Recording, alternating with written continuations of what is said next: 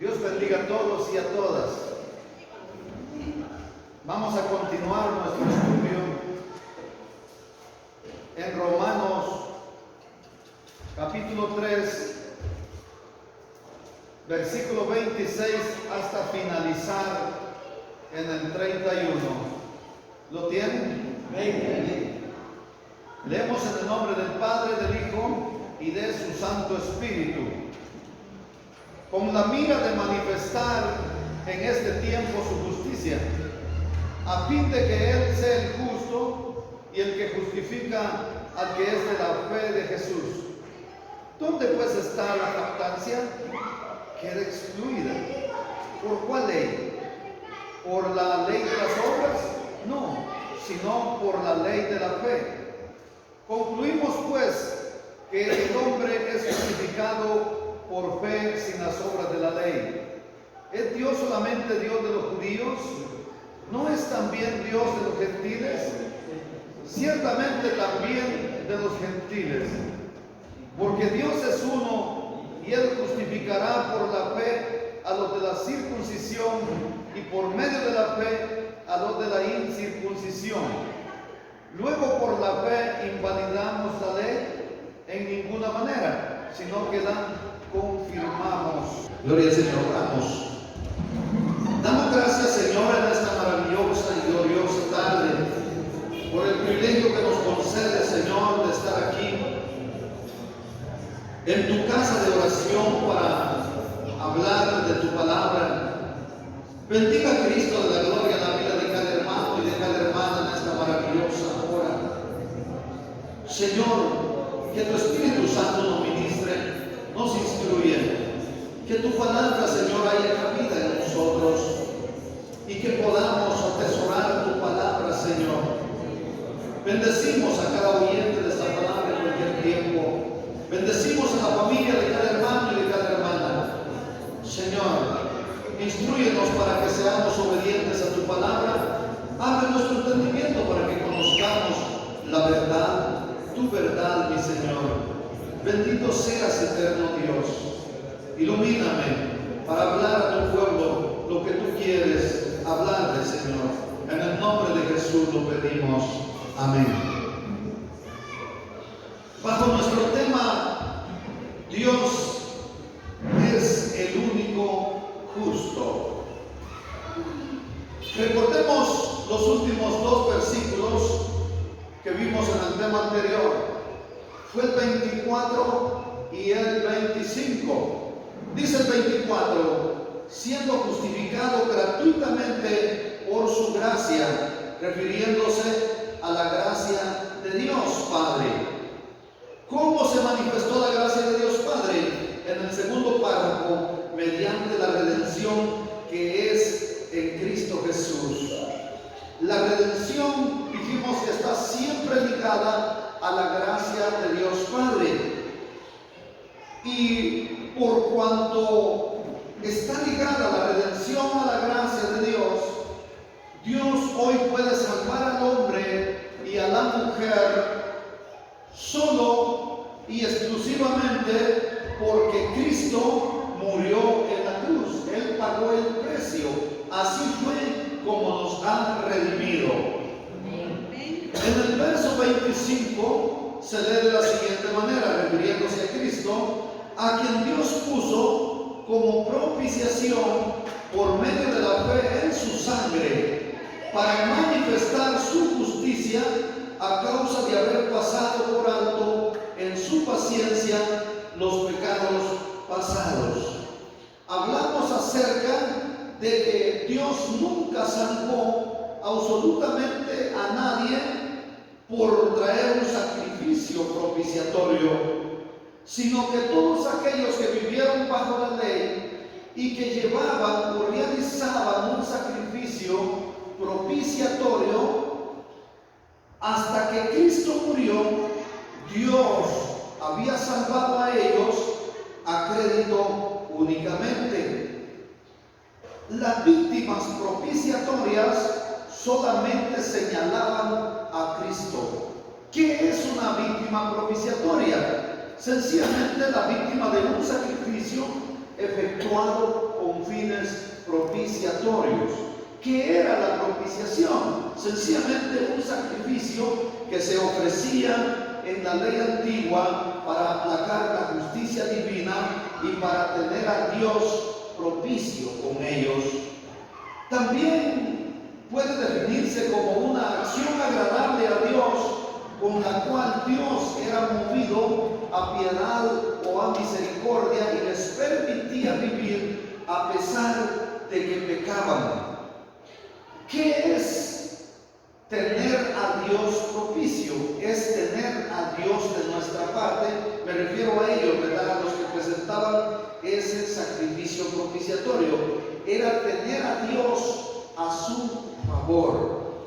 Entonces, Dios nunca por eso salvó a nadie. Sencillamente el sacrificio señalaba a Cristo. Y cuando Cristo vino, con su sacrificio pagó por los pecados de las personas que vivieron en la época anterior a la cruz y de las personas que vivimos posterior al sacrificio que Cristo hizo en la cruz.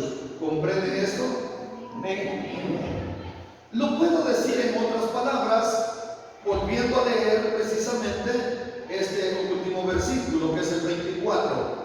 Dice que Dios puso a Cristo como propiciación por medio de la fe en su sangre. ¿Para qué? Número uno, para manifestar su justicia. ¿Y por qué? Debido a que pasó por alto en su paciencia los pecados pasados. Aquí puede surgir otra pregunta: ¿los pecados de quién? Los pecados de los que vivieron antes de la primera venida de Cristo. Esto es, a los salvos por crédito o a crédito. Dios hizo que Cristo, al derramar su sangre, fuera el instrumento del perdón. ¿Cómo se alcanzaba y cómo se alcanza este perdón? Única y exclusivamente por la fe. ¿Con qué mira o con qué objetivo hizo esto Dios? Pues sencillamente por lo que dice el versículo 26. Con la mira de manifestar en este tiempo su justicia. Dígase, en el tiempo de la gracia, en el tiempo de Pablo y de generación en generación hasta llegar a nuestros tiempos. Manifestar su justicia. ¿Para qué o con qué finalidad? El siguiente párrafo dice: a fin de que Él sea el justo. Nadie es justo. No hay justo, ni siquiera uno. Entonces, ¿quién es el único justo? A fin de que Él sea el justo y el que justifica. ¿A quién? ¿A toda la gente? No. ¿A los de la ley? Tampoco. ¿A los de las obras? Tampoco. Entonces, ¿a quién? A los de la fe de Jesús.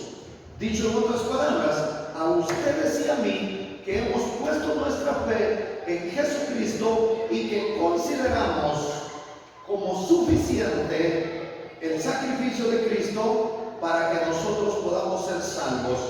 ¿Es así como lo creen? Amén. Concédele la gloria al Señor.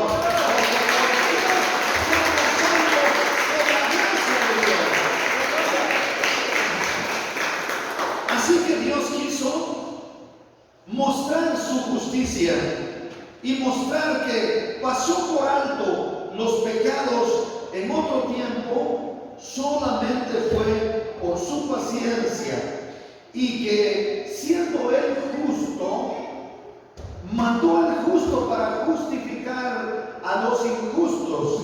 Y también en la justicia de Dios no solo perdonó a los que pecaron antes de la cruz, sino también en este tiempo declara justos a quienes creemos en Jesucristo.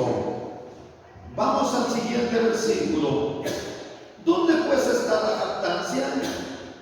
Queda excluida, dice Pablo. Si queda excluida, ha de ser por alguna ley. ¿Por cuál ley? Hace la pregunta. refiriéndose al sistema mosaico. Luego hace la siguiente pregunta: ¿por la ley de las obras? Y da la respuesta en el mismo versículo: no, sino por la ley de la fe. Dicho en otras palabras, en este mismo versículo Pablo está hablando de 3 leyes. Es por eso que en temas anteriores yo les he dicho que cuando hablamos de la ley debemos saber, debemos tener claro a qué ley nos referimos. Hoy habla él de que ha quedado excluida la jactancia de los seres humanos. ¿Y por qué? ¿Por qué hace esta pregunta? ¿Dónde pues está la jactancia? Pues sencillamente no hay nada de que el hombre pueda gloriarse, porque no es por obras para que el hombre, usando esta palabra genéricamente, pueda gloriarse. Nadie tiene méritos como para poderse jactar. Entonces, si Dios está salvando hoy y antes de la cruz a las personas por medio de la fe en Cristo y no por los méritos personales, por sus obras, entonces, ¿dónde tendría lugar el orgullo? Quiero detenerme aquí. En ningún lugar del cristiano tiene lugar el orgullo. Por lo tanto, nunca usted diga que se siente orgulloso, que se siente orgullosa por pertenecer al cuerpo de Cristo. El orgullo en el cristiano no tiene lugar. Obviamente los grandes expositores o los conferencistas cristianos muchas veces hablan de 2 clases de orgullo. Dicen ellos que hay un orgullo mezquino, pecaminoso, vanidoso, que condena, y que hay un orgullo sano, sagrado, que enaltece. Pero esto no lo define así el diccionario. Por lo tanto, dejemos excluido el orgullo en la vida del cristiano, ya que nada tiene para jactarse por lo que ha recibido. ¿Qué lugar tendría el orgullo en alguien que ha nacido de nuevo? Que sus pensamientos han sido transformados, que su conducta es distinta, que ahora practica la humildad, que practica la santidad. Recuérdese lo que dijo Cristo: ser santo porque yo soy. Ese es un mandato. Pero también dijo: aprended de mí que soy manso y humilde de corazón. Y entonces va usted a encontrar el reposo. Entonces, hermana y hermano, ¿de qué podíamos nosotros hoy gloriarnos? No nos queda nada para orgullecernos. No hay nada que nos pueda merecer sentirnos en alta estima. Tanto así que la Biblia dice: mire que no tenga más alto concepto de usted de lo que debe tener. Igual es la advertencia para mí. Entonces Pablo contesta esta pregunta y dice: la jactancia queda excluida. ¿Por cuál ley? ¿Por la ley de las obras? No, sino por la ley de la fe. Entonces habla aquí de 2 o de 3 leyes. Podemos decir que Pablo nos está enseñando que no se limita exclusivamente al sistema mosaico o a la ley de Moisés. No se limita a la ley del Antiguo Testamento, para poderlo entender con otras palabras, sino que habla de un principio de ley. ¿Qué significa esto? Está hablando de cualquier ley, está hablando de las obras, está hablando de cualquier cosa que usted puede hacer para gloriarse. Voy a decirlo en otras palabras: Él está ¿Por la ley de Moisés? En ninguna manera. ¿Por la ley de las obras? Tampoco. ¿Por lo que usted pueda lograr como mérito personal? Tampoco. Claro, entonces aquí está excluyendo a la ley del Antiguo Testamento, pero da preponderancia a una regla o a un principio de ley. ¿Cuál? La ley de la fe. A un principio de fe. Dios entonces salva a la raza humana no en base a un sistema de méritos, sino en base a creer en lo que Dios hizo por el ser humano a través de Cristo, y en lo que el ser humano cree de Cristo, que Cristo es su Señor, que Cristo es su Redentor.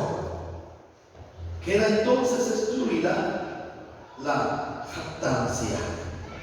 Vamos al siguiente verso, el 28. Concluimos pues que el hombre es justificado por fe sin las obras de la ley. ¿A esta conclusión llegó Pablo generalmente? No, en ninguna manera. Esta no es una conclusión a la que él ha llegado. Más bien está explicando del por qué queda excluida la jactancia o los méritos que el hombre pueda creer que tiene para lograr una salvación tan grande. ¿Por qué queda excluida? Porque el ser humano es justificado única y exclusivamente por la fe en Jesucristo, o como lo dice el verso anterior, por la fe en la sangre de Jesús. Entonces, ¿por qué dice Pablo concluimos pues? No, Pablo solamente está presentando un argumento final sobre la jactancia, porque continúa en el verso 29 y veremos que continúa en el 4 hasta finalizar en Romanos. Vamos al 29. ¿Es Dios solamente de los judíos? ¿No es también Dios de los gentiles? Ciertamente, dice Pablo en su respuesta, también es Dios de los gentiles. ¿Y ustedes son? Denle la gloria al Señor entonces, porque la fe Dios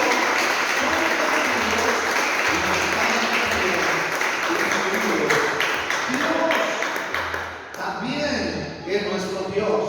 Amén. Esta pregunta que Pablo hace es una pregunta, oiga, con mucha inteligencia.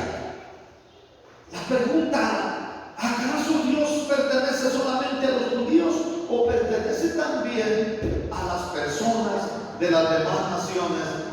Estaba diciendo él al referirse a los gentiles. Y Pablo dice: sí, también es Dios de los no judíos, es también Dios de los gentiles, es también Dios de todas las naciones. El argumento que Pablo aquí presenta es convincente para ellos, porque él no les está hablando superficialmente. Él está hablando el fondo del asunto en cuanto a la fe de ellos. En otras palabras, les está diciendo: si la justificación es por medio de la fe, entonces Dios pertenece a los judíos y no a las personas de las demás naciones. Pero si la justificación es por medio de la fe, entonces Él es Dios de los judíos y Dios también de los gentiles. Pero si en cuyo caso los judíos persisten en su posición, dicho en otras palabras, en que la justificación es únicamente por la fe, entonces él les dice: deberían de haber dos dioses, un Dios para los judíos y otro Dios para los no judíos. Pero resulta que el judío jamás hubiese aceptado esto, porque el judío, como todos lo sabemos, es monoteísta, es decir, él cree solamente el Dios Padre creador del cielo y de la tierra. Nunca hubiera él aceptado esto, por lo tanto tenía que aceptarlo o se quedaban fuera del plan de salvación voluntariamente. La declaración más importante o la declaración más profunda que se le hace a la nación de Israel la encontramos en Deuteronomio 6:4. Oiga lo que dice: oye, oh Israel, el Señor nuestro Dios, el Señor uno es. Oiga, ese fue el vibrante mensaje que Dios proclamó al mundo pagano antes de la venida de Cristo. Es lo que siguen creyendo el pueblo de Israel y es lo que nosotros creemos, porque así lo dice la palabra, porque así nos enseña la palabra, así da testimonio el Espíritu Santo, así habla el Espíritu, nuestro Espíritu, y así nos instruye la palabra infalible de fe. Y esa es nuestra fe, ¿verdad que sí? Amén. Entonces Él merece gloria, denle la gloria, porque Dios es uno.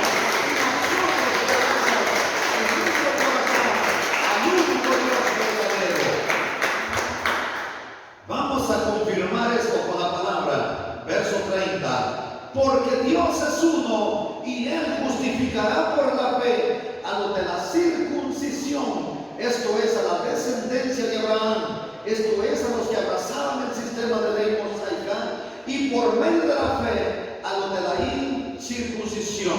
¿Por qué razón? Lo explicamos en enseñanzas anteriores, que la circuncisión deja de ser en el prepucio y ahora es en el corazón. Hay un solo Dios y en el Antiguo Testamento Dios dio la ley a los hombres, pero los hombres fracasaron y Dios no salvó a nadie porque guardara, porque cumpliera la ley, porque hicieran ritos, sino que la salvación se obtuvo siempre por la fe. Díganme ustedes, ¿acaso no era fe que ellos, por ejemplo, el sumo sacerdote entrara una vez por año al lugar santísimo, no sin sangre, dígase con la sangre de un becerro o de un novillo sin tacha, y llevaran la sangre y la rociaran una vez por año para propiciar al pueblo de Israel? Cada cierto tiempo llevaban ofrendas de paz e individualmente las personas hacían sacrificios personales. Compraban un cordero, compraban digamos, los más pobres inclusive un palomino, y presentaban ellos precisamente ese sacrificio. Y nunca Dios salvó por lo que presentaban, sino por la fe de lo que hacían, creyendo, oiga, a ese mandamiento, y el sacrificio señalaba a su Hijo Jesucristo, el Cordero perfecto, que un día haría el sacrificio de una vez por todas y sería nuestra propiciación. Aún cuando el ser humano trajo un sacrificio con fe, siempre señalaba entonces la venida de Jesucristo. No era entonces por el sacrificio que hacían, sino por el sacrificio que se haría de parte de nuestro Señor Jesucristo. ¿Lo creen así? ¿Amén? ¿Lo entienden así? ¿Amén? Entonces vamos al último versículo, el 31. Luego, por la fe, ¿invalidamos la ley? Es una pregunta. Con su respuesta en el segundo párrafo: en ninguna manera, sino que confirmamos la ley. Esta referencia a la ley nos trae otro significado de esta palabra. No está hablando únicamente de la ley de Moisés, no está hablando de la ley de las obras, tampoco está hablando aquí de la ley de la fe de la que acabamos de hablar, de la que hablamos hace un rato, sino que está hablando de el Antiguo Testamento. de la revelación en el Antiguo Testamento. La fe excluye las obras de la ley. Y dice acá, entonces, ¿anula la revelación del Antiguo Testamento? No. Eso es lo que nos está preguntando. Nunca, porque la palabra de Dios no pasará. El cielo y la tierra pasará, pero la palabra de Dios no pasará. Entonces se contradice. Nunca. Está hablando aquí del Antiguo Testamento, de la revelación del Antiguo Testamento. Entonces, ¿sí es vigente la ley? Sí. ¿Cuál ley? ¿Toda la ley? Nunca. ¿Cuál es la ley entonces abrogada? Las leyes rituales. A eso se refiere. No se está refiriendo a todo el Antiguo Testamento. ¿Confirma algo Pablo sobre esto? Sí. En el siguiente capítulo vamos a ver que Pablo nos habla ilustrándonos acerca de la salvación de Abraham, acerca de la salvación de David, que no fueron salvos por obra de la ley. Entonces, ¿por qué fueron salvos? Por la fe. Es decir, ¿fueron salvos por fe antes de la cruz? Sí. ¿Cómo sabemos? Abraham vivió 400 años antes de la entrega de la ley en el monte Sinaí. Entonces, ¿cómo pudo haber conocido la ley Abraham? Nunca. ¿Cómo es entonces que Dios lo honra y es conocido como el padre de la fe? Pues la fe entonces ya salvaba personas antes de la cruz. Exactamente así es.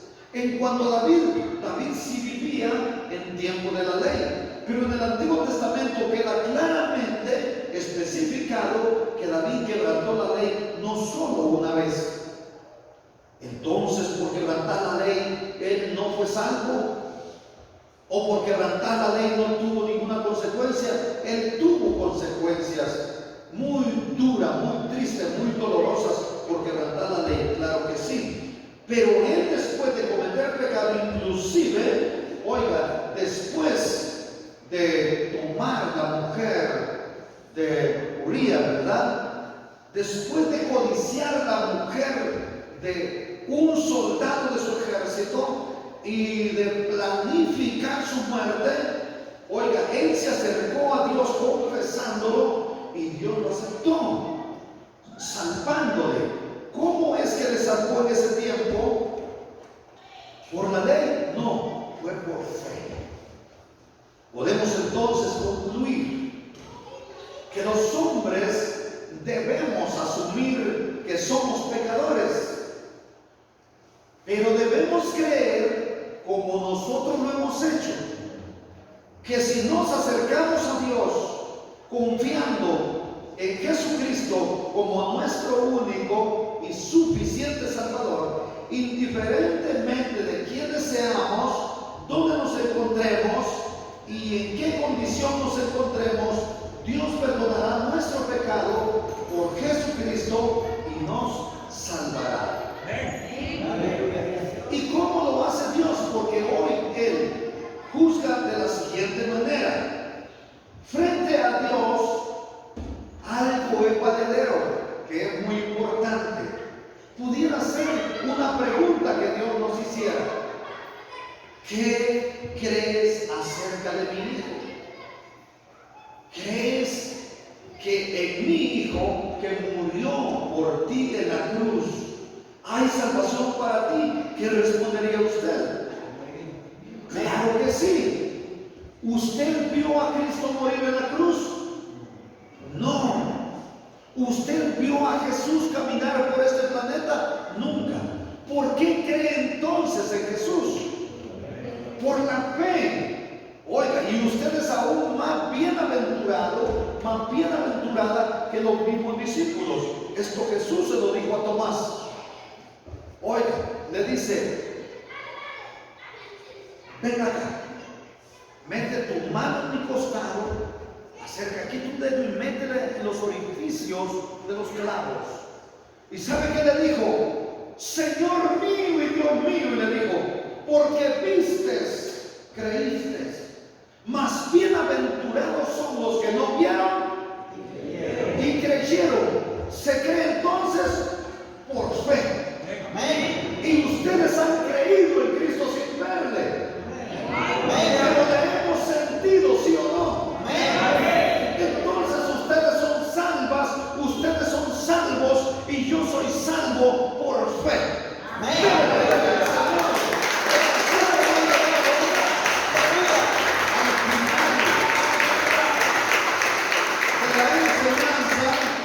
Del día de hoy y al final de las enseñanzas del año 2022, y si Dios quiere, la próxima enseñanza es hasta el otro año, el domingo.